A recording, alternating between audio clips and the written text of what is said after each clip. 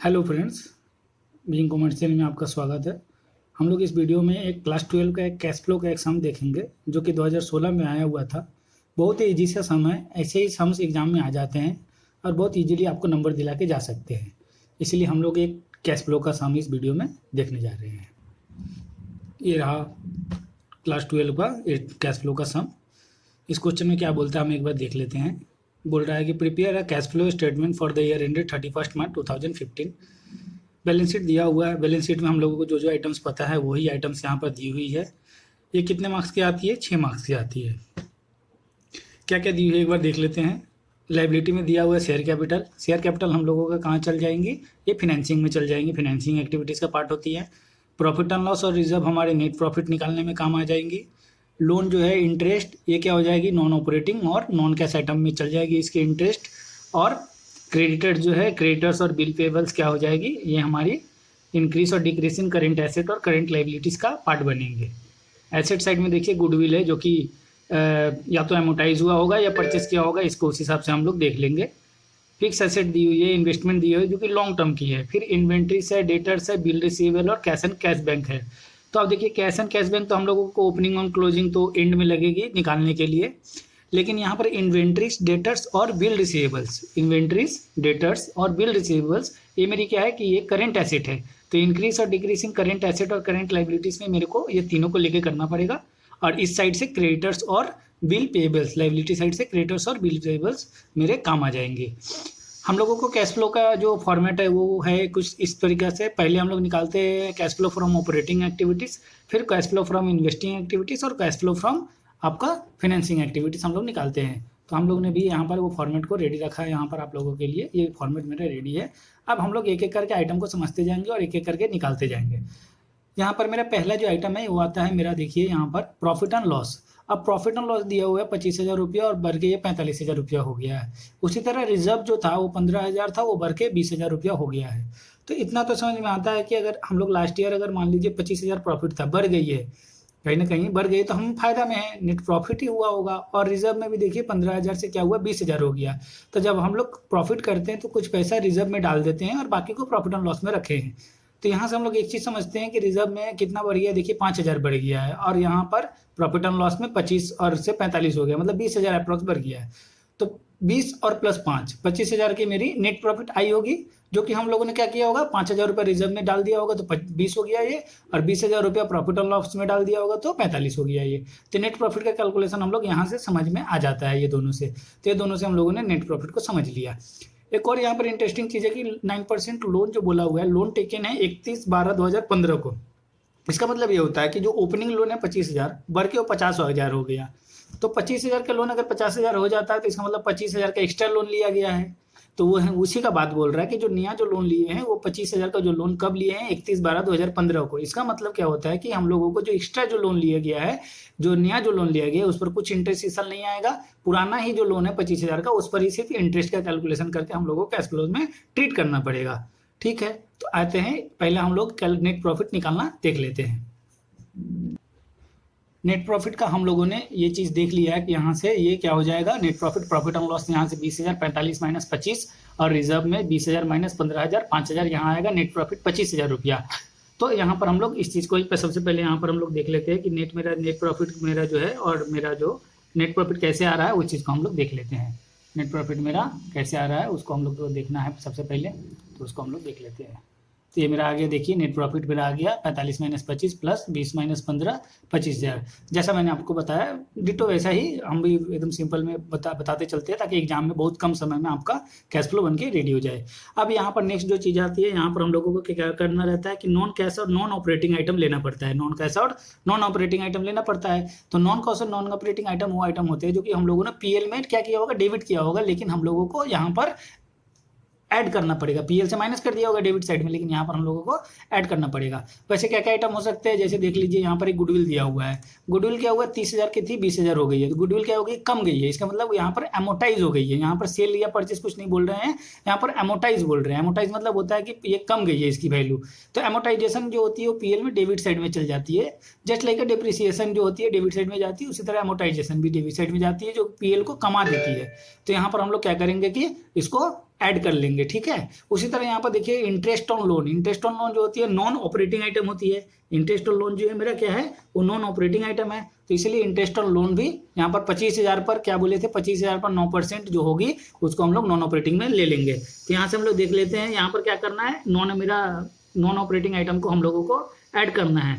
जब ये चीज़ हम कर देंगे, जब हम ये चीज़ कर देंगे तो मेरा क्या आ जाएगी, मेरा सिंपली यहाँ से operating profit before working capital changes मेरा आ जाएगी। क्या किया है, गुडविल को देखिए यहाँ पर 30,000 माइनस 20,000 रुपया करके हम लोगों ने यहाँ पर 10,000 और इंटरेस्ट जो 9% है उसका इंटरेस्ट निकाला है और इसी को हम लोगों ने यहाँ पर ऐड कर दिया है कि ऐड किए जो कि पीएल में माइनस होती है, यहाँ पर हम लोगों ने ये दोनों को ऐड कर दिया। सिंपल है, कोई उतना हार्ड नहीं है। Operating profit before working capital changes मेरा आ गया। नेक्स्ट यहाँ से हम लोगों को क्या करना होता है कि इंक्रीज और डिक्रीज इन करेंट एसेट और करेंट लायबिलिटीज। तो हम लोगों को सबसे पहले आइडेंटिफाई करना होगा कि करंट एसेट और करंट लायबिलिटी क्या है। तो देखिए करंट लायबिलिटी में तो दो आइटम है, क्रेडिटर और बिल पेएबल। फिर यहाँ पर क्या है, इन्वेस्टमेंट डेटर और बिल रिसीवेबल्स।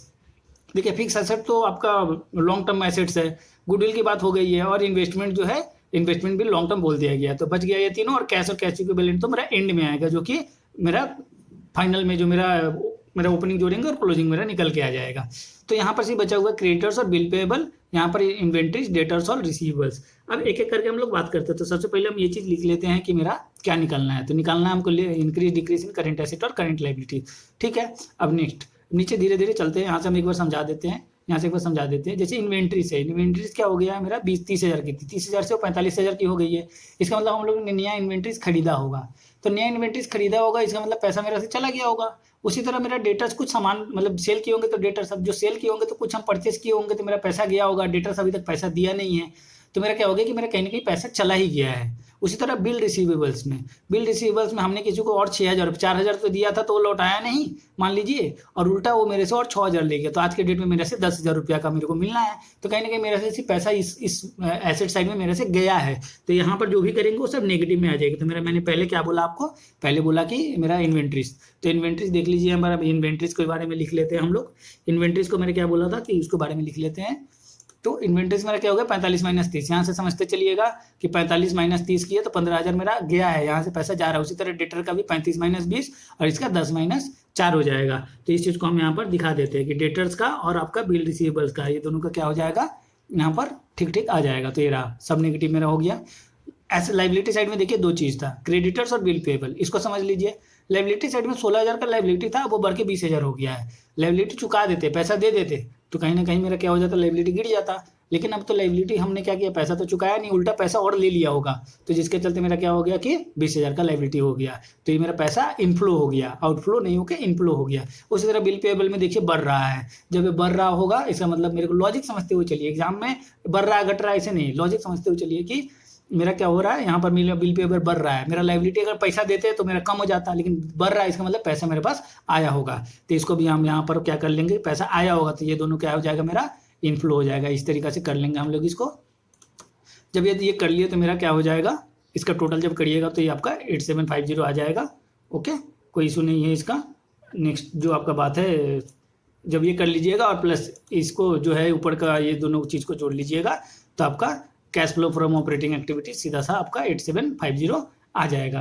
ये बहुत सिंपल है, बहुत कुछ इसमें झमेला का बात नहीं है। ओके, यहाँ पर एक चीज़ थोड़ा सा मिस्टेक हो जा रहा है, यहाँ पर एक जीरो जो है कम होगा, ये 1.5 लाख नहीं होगा, ये 15,000 हो जाएगा, क्योंकि 35,000 माइनस यहाँ पर मेरा 20,000 होगा ना, 20,000 जो करेंगे तो 15,000 माइनस 20,000 हो जाएगा, ये भी 15,000 हो गया। तो ये मैंने इसको ठीक कर लिया। अब आप देखिएगा इसको, तो मैंने आप यहाँ से समझते चलिए कि नेट प्रॉफिट मैंने निकाला था कैसे, फिर मैंने क्या किया कि ऐड किया नॉन कैश आइटम को, तो ये दोनों को जोड़ दिया। देखिए ये दोनों को जोड़ा तो 37,250 हुआ। अब यहाँ पर ये प्लस माइनस करके मेरा जो भी आया इसको हम कर लेते हैं, ये जो प्लस माइनस इसको कर देते हैं। ये अगर हम प्लस माइनस करेंगे तो 28,500 आता है।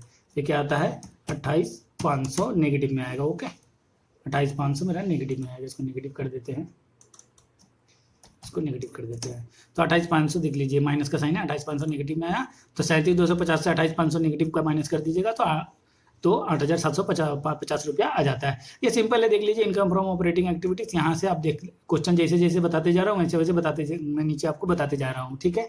अच्छा, अब हमको नेक्स्ट क्या करना है, इनकम फ्रॉम इन्वेस्टिंग एक्टिविटीज़ निकालना है। इनकम फ्रॉम इन्वेस्टिंग एक्टिविटीज़ में आपको क्या देखना होता है कि अब आ गया लॉन्ग टर्म एसेट, और क्या बोलते हैं जो मेरा long term asset. Long term asset में मेरा देखिए क्या क्या था, गुडविल का बात कर लिए तो उसका बात अभी दोबारा नहीं कर रहे हैं हम।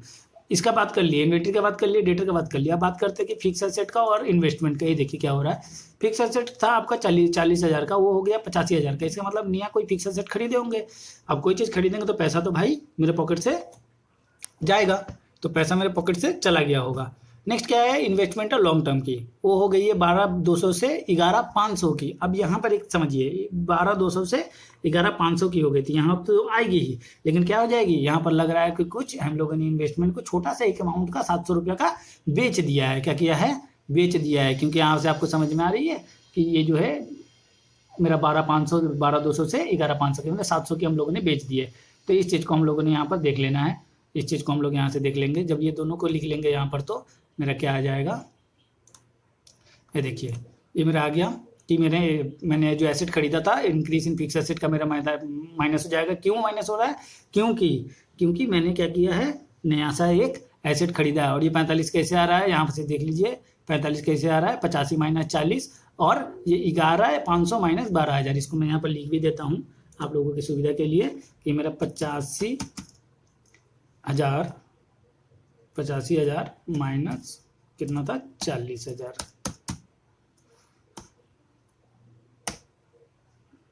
85,000 माइनस 40,000, और यहाँ पर मेरा क्या हो जा रहा था, 11,500 माइनस 12,200 ना।